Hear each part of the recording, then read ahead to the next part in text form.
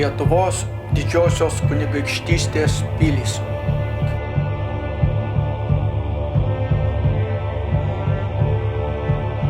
Koricas arba Koritas.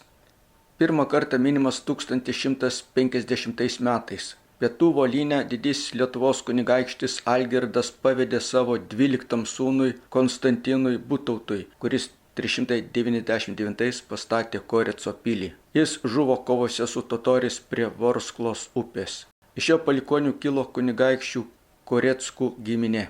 Iš Butauto palikonių išsiskyrė Bogušas Koreckis. Jis buvo laikomas geriausiu to meto riteriu. Jis tvirtoviai pridėjo naujų įtvirtinimų. Vėliau 17-18 amžiuje Koreco pilis buvo perstatyta į rūmus. Po paskutinio Koreckio mirties 1651 miestas atiteko Leščinskių šeimai, o po jų Čartoriskių šeimai, kurie nuo tada buvo vadinami Čartoriskiais Korickiais. Paskutinį kartą 780 ją atstatė kunigaikštis Juozapas Klemensas Čartoriskis. Po antrojo padalinimo 793 užėmė Rusiją. 832 metais rūmai pilį sudegė ir nuo to laiko nebuvo atlikta jokia reikšminga rekonstrukcija. 783 kunigaikštis Juozapas Klemensas Čartoriskis čia įkūrė porceliano fabriką. Fabriką sudegė 796, bet vėl atstatytas po metų. Fabrikas veikė iki 832 metų. Koreco porcelianas išgarsėjo ir buvo labai vertinamas praktiškai nuo pat fabriko įkūrimo. Be porceliano fabriko Juozapas Korice taip pat įkūrė Kontūšo juostų arba Koreco juostų ir baldų gamyklą.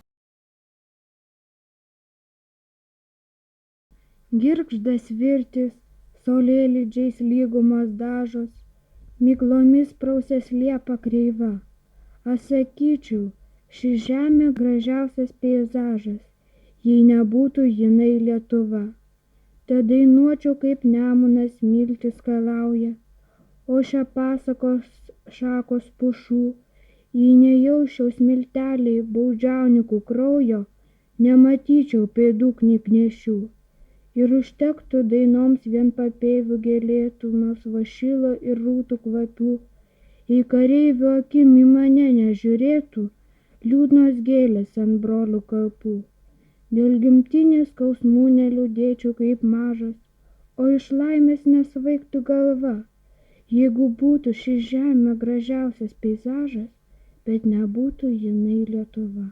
Bronius Mickevičius.